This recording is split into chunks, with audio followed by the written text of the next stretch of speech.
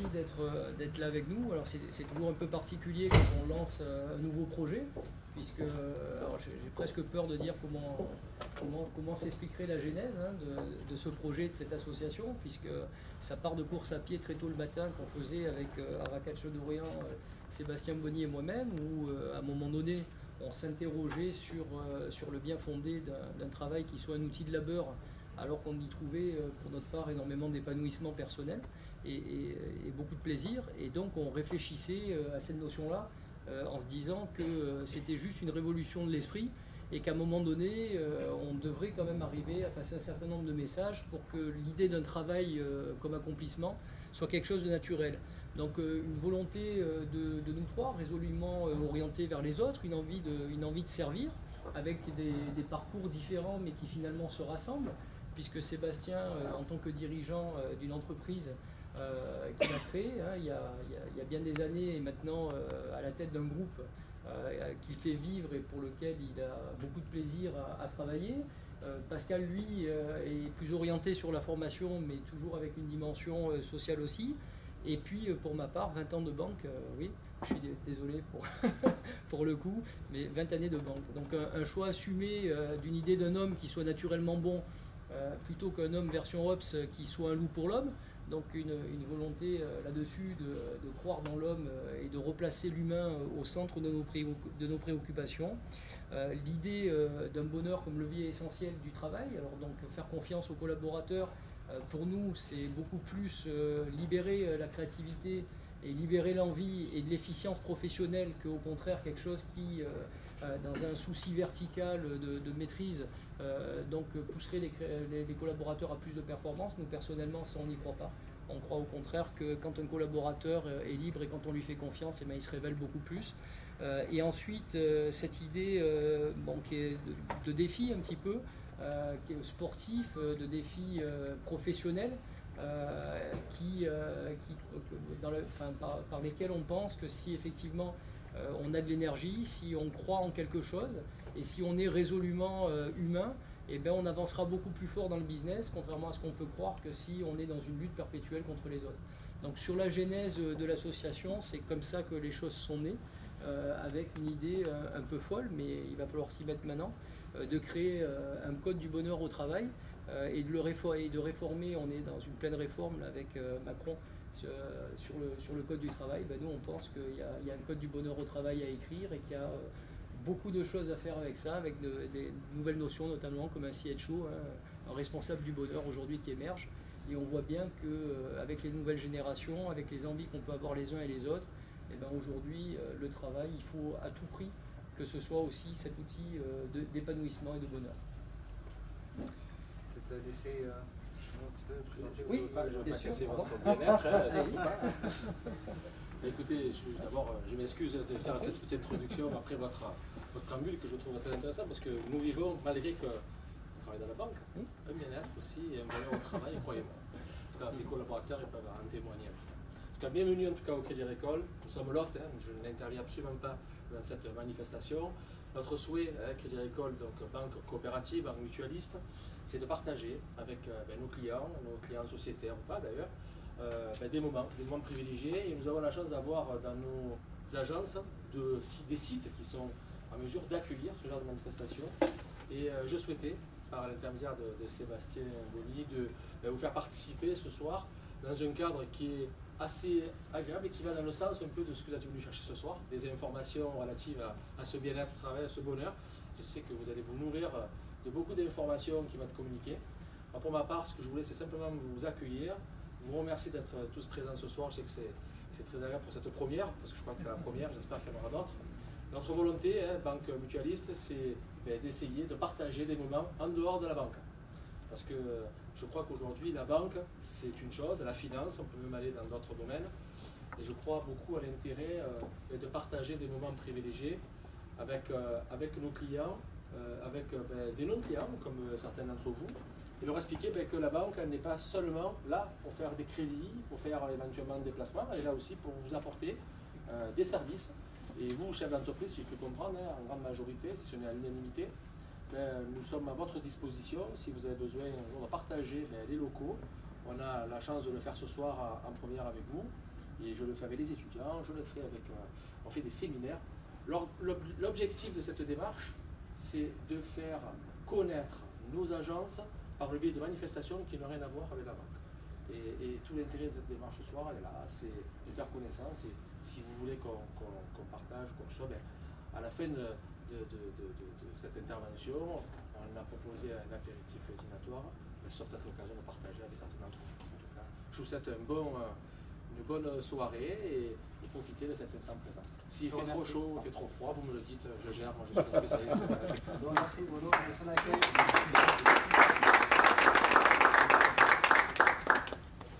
Alors, pour poursuivre un peu la genèse que Jean-Christophe a pu vous préciser, on s'interrogeait effectivement lors de ces courses à pied très tôt le matin des raisons qui faisaient que nous soyons aussi heureux.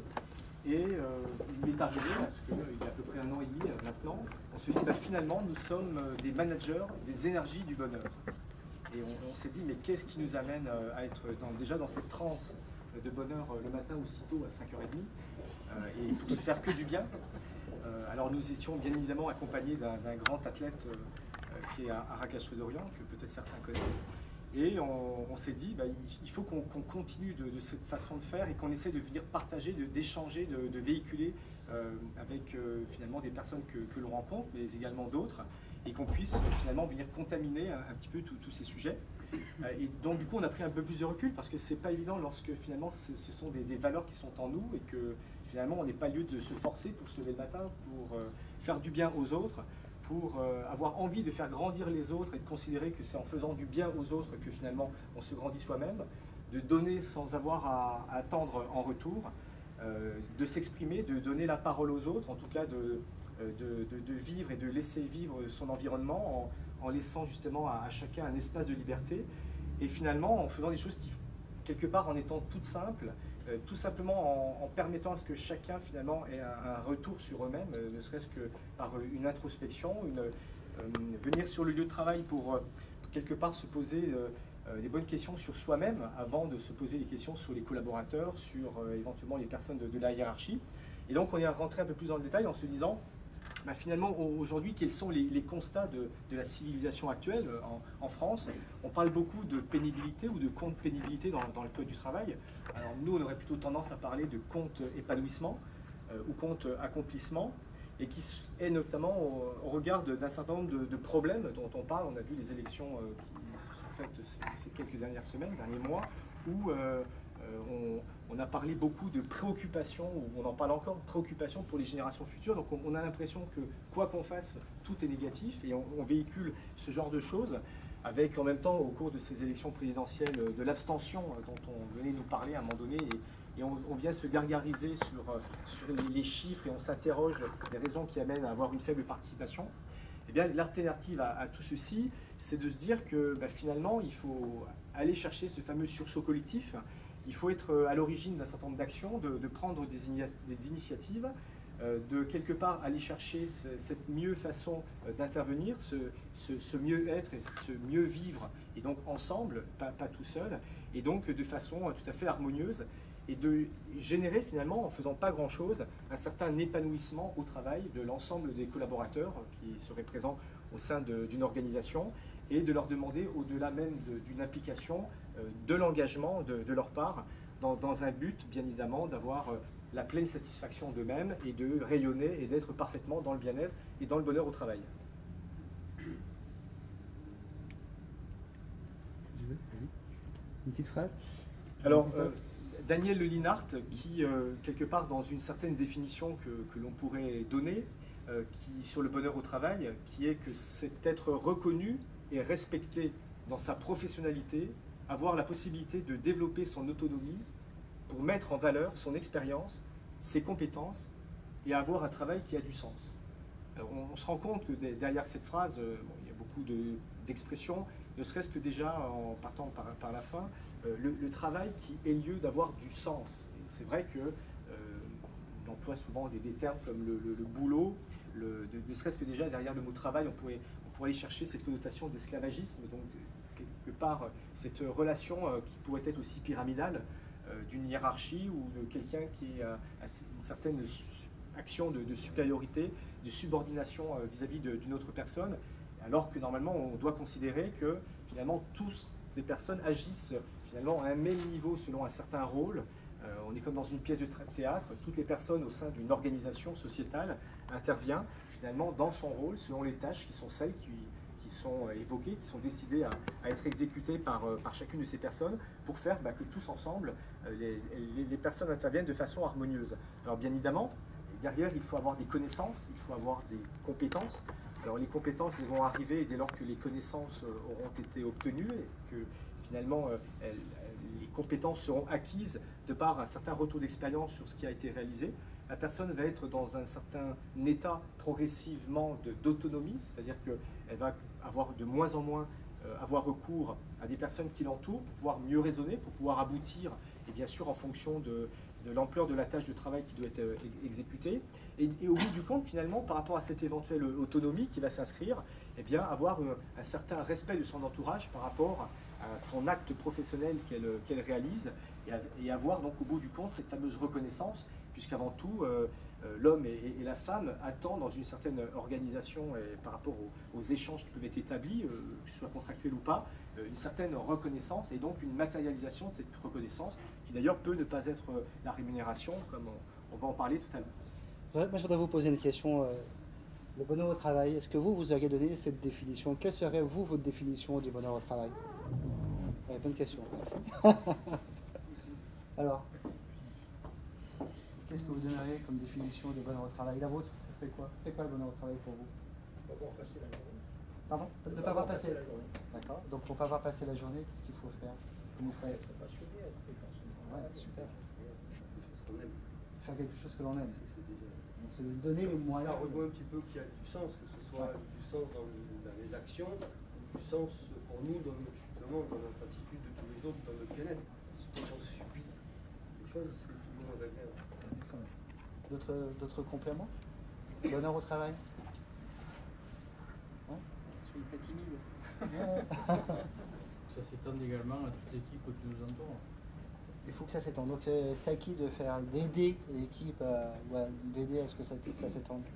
C'est une équipe, après c'est sûr que c'est le dirigeant qui donne l'impulsion. Qui va donner l'impulsion. 50% des performances d'une équipe sont dues à l'ambiance. Et l'ambiance est donnée par la hiérarchie. Bien sûr. D'autres éléments? D'autres idées sur ce bonheur au travail? Pour vous, le bonheur au travail? On l'a déjà dit plus ou moins, c'est aimer ce qu'on fait. Je pense qu'être passionné par ce qu'on fait. Et ça suffit tout ça? Pour moi, ça suffit. Pour vous, ça suffit. Moi, je travaille seule. Ok. Donc il faut être motivé. Aussi, avoir envie. C'est intéressant parce que c'est un travail justement où on est seul, qui implique des gens, parce que du coup, toutes les données sont pas les mêmes. Quand on travaille seul, c'est son épanouissement. Quand on travaille avec des collaborateurs, de voir les autres se développer, bon, être plus performants aussi certes, mais se développer et être heureux, de donner, on sait aussi que ça apporte. En même temps, on est toujours interactif parce qu'on travaille seul, mais on a des clients que l'on rencontre. Et là, on diffuse le bonheur sur ces clients qui nous le renvoient par le niveau de satisfaction qu'il peut y avoir. Donc c'est vrai que c'est une interaction permanente entre tout le monde. Alors, je vais vous donner j'essaie de vous faire une petite synthèse. Nous avons essayé de vous représenter quelques éléments sur le bonheur au travail, justement en France et à l'étranger. Pour mesurer que on n'a pas toujours tous la même vision. Et qu'est-ce qu'on peut y mettre dedans? Déjà, l'état du bien-être du travail en France, donc chiffre qui date de 2016, c'est l'année qu'on a pu avoir, 74% des actifs français se sentent plutôt bien au job. Ce qui est quand même pas mal. Et 38% se disent je suis même très bien. D'accord? 26% seulement ne se sentent pas bien. Pardon?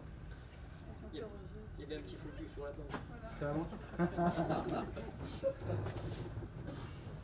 On continue.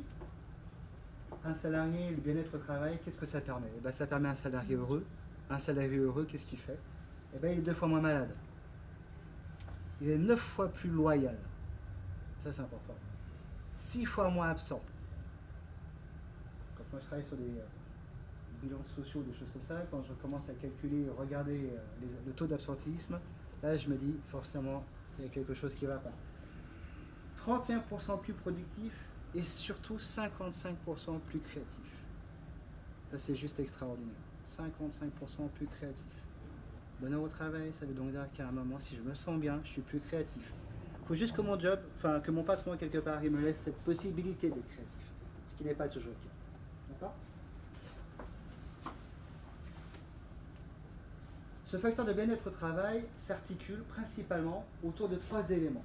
1, le cadre de travail. 2, l'attention que l'on me porte. D'accord ? Et le 3e élément, c'est les émotions. Alors en France, parler d'émotions, c'est très compliqué. Dans notre culture, dans notre éducation, parler d'émotions, c'est très difficile. On commence à en parler depuis 2 ans et demi à peu près. On va voir ici ce qu'on y met. On va être derrière quelque part cette notion d'émotion.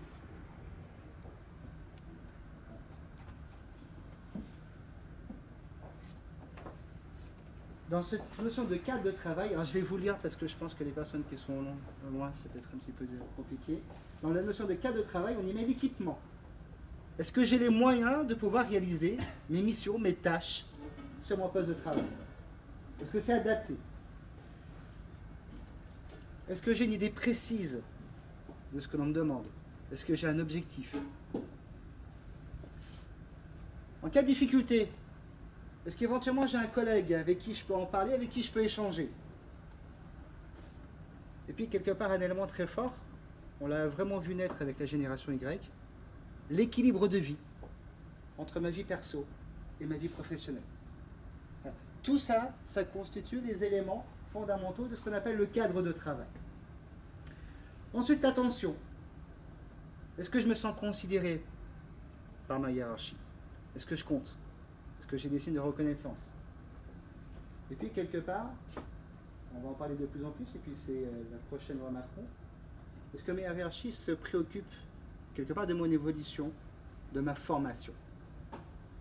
Tout ça, c'est la considération, de la reconnaissance. Ensuite, les émotions.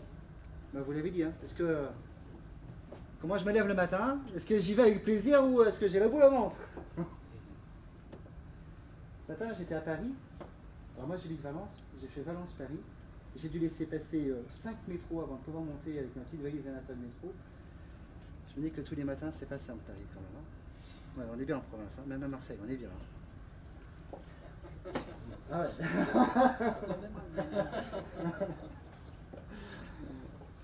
Est-ce que je fais un travail intéressant? Est-ce que je suis motivé? Est-ce que je fais quelque chose qui me plaît? Bien sûr. Est-ce que mon environnement de travail est stimulant? Et puis, quelque part, est-ce que je suis confiant quant à mon avenir professionnel au sein de ma société? Est-ce que j'ai une vision? Est-ce que je sais que je vais pouvoir évoluer? D'accord? Et quand on travaille sur la génération Z, on va changer de génération. Aujourd'hui, ce qui les intéresse, c'est de travailler sur des projets, de pouvoir être reconnus et avoir une autonomie autour de ces projets. S'il n'y a pas ça, rassurez-vous, chez vous comme ailleurs, au bout de 3 mois ou 6 mois, ils vous diront « Monsieur le directeur, au revoir, c'est nous en face ». C'est pas parce que vous avez été bon, c'est juste que vous n'avez pas su les intéresser quelque part à un projet. D'accord? Alors, on peut quand même se remettre en question. Voilà, 2 petits smileys, histoire. Bien entendu, ce bien-être au travail, en fonction de notre culture, il n'est pas identique dans chaque pays. Là, j'ai voulu vous représenter à peu près ces symboles dans des pays. Vous voyez qu'au Japon, en Turquie, en Chine, en Italie, en Pologne, c'est pour être bien au travail. Avant tout, ce qui compte pour nous, c'est le cadre de travail. Après, l'attention, et puis en dernier, les émotions. Mais c'est vrai qu'en Japon, en Turquie, en Chine, les émotions, je mets au fond de ma poche, je mets mes choix par-dessus, et puis voilà. En Espagne, en Grande-Bretagne, aux USA, vous voyez que, comme en Belgique, en Allemagne, en France, les cercles, on commence à les rapprocher. On est sur des civilisations, sur des cultures un peu plus matures, comme on les appelle. Alors aux États-Unis, en Espagne, aux États-Unis et en Angleterre, effectivement, le cadre de travail c'est important, suivi par l'attention aussi, mais on voit juste que simplement que le cadre de travail est quand même un peu moins important qu'au Japon et dans les autres pays. On terminera par nous ensuite. En Inde, au Mexique, au Brésil et au Chili, ce qui compte le plus, c'est les émotions. Vous vous souvenez de ce qu'on met dedans? Émotions? Ouais, c'est bon? Ouais. Ensuite, l'attention. Et puis le dernier, c'est le cadre de travail. Ben forcément, hein, on est sur des pays où le cadre de travail, aujourd'hui, il n'y en a pas beaucoup. Ça se construit progressivement. Alors en France, comment...